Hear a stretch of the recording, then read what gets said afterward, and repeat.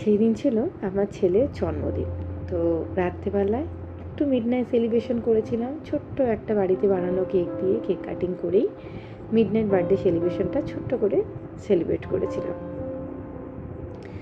তো পরের দিন যেহেতু তার স্কুল ছিল, স্কুলে তার ওপরে আবার পিকনিক ছিল, তাই জন্য আরও বেশি দেরি হয়ে গেছিলো। কারণ কি, পিকনিকে যেগুলো বলেছিল বানিয়ে দিয়ে পাঠাতে হবে, সেইগুলো আবার সকাল সকাল উঠে বানিয়ে সেগুলো আবার আমি তার সাথে স্কুলে গেছিলাম পৌঁছাতে। কারণ কি, বাচ্চা অতগুলো টিফিন বয়ে নিয়ে যেতে পারবে না, তাই প্রায় অনেকটাই দেরি হয়ে গেছিলো। স্কুলে টিফিন পৌঁছে সেগুলোকে দিয়ে তারপর স্কুল থেকে আবার আনতে গেছিলো আমার হাজব্যান্ড।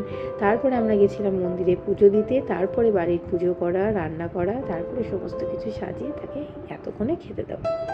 তো অনেকটাই বেলা বয়ে গেছিলো, অনেকটাই দেরি হয়ে গেছিলো। দেখতেই পাচ্ছ, ভাজা, ডাল, 5 রকম ভাজা, ভাত, পোলাও, পনির, চিকেন, মাছ, চাটনি, মিষ্টি, পায়েস, দই সমস্ত কিছুই আয়োজন করেছিলাম। যা যাও খেতে ভালোবাসে ছোট্ট করে বানিয়ে তার মতন করেই আয়োজন করেছিলাম।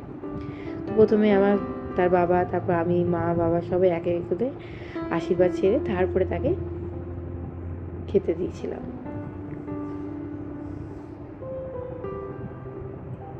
জন্মদিনের দিনটা একটু বেশি বেলা বয়েই গেছিলো। কারণ কি, ওর জন্মদিনটা এমনই একটা ডেটে পড়েছে যখন সবসময় যেই ডেটে স্কুল থাকবেই, ছুটি পাওয়া খুব মুশকিল, তাই জন্য একটু বেশি দেরি হয়ে যায়। যাই হোক, খুব সুন্দর করে দিনের বেলা তার জন্মদিনটা পালন করতে পেরেছি। তাকে আশীর্বাদ করে সমস্ত রকম তার মনের মতন তাকে পরিবেশন করে খেতে দিতে পেরেছি। রাত্রেবেলা আর কাউকে সেরকম বলিনি, শুধু বোনেরাই ছিল। বোনেরাই রাত্রেবেলা এসেছিলো কেক কাটিংয়ের সময়।